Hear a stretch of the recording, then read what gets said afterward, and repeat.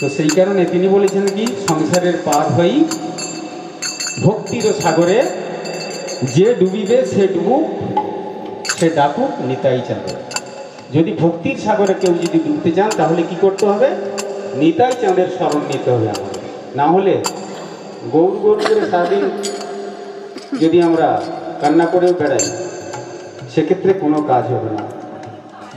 আর একটা কি বলেছেন তিনি, খুব গুরুত্বপূর্ণ কথা, বৈষ্ণব চরণে মোর এই মনস্কাম, ভোজি যেন জন্মে জন্মে প্রভু বলরাম।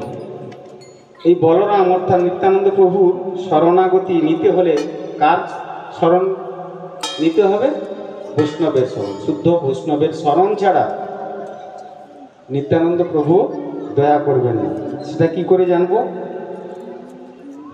না, সর্ববতারী কৃষ্ণ স্বয়ং ভগবান, তাহার দ্বিতীয় দেহ শ্রী বলরাম, একই স্বরূপ দহে ভিন্ন মাত্রকায়, আদ্যকার বুহ কৃষ্ণ লীলার সহায়, সেই কৃষ্ণ নবদ্বীপে শ্রী চৈতন্য অবতার, সেই বলরাম সঙ্গে শ্রী নিত্যানন্দ রায়। হরে কৃষ্ণ। পরবর্তীতে আবার কিছু শুনবো আমরা।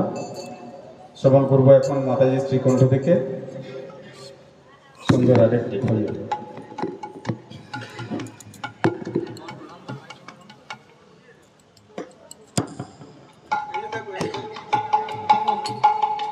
হরে কৃষ্ণ, হরে কৃষ্ণ, হরি বল। ওইখানে চলে যাও, প্রভু আছে, হাই বুদ্ধ প্রভু আছে, বুদ্ধ প্রভুকে বলো হাই সেখানে যাবো, যে বেলুনি গেছে।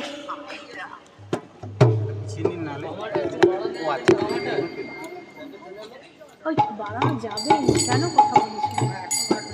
ঠিক আছে।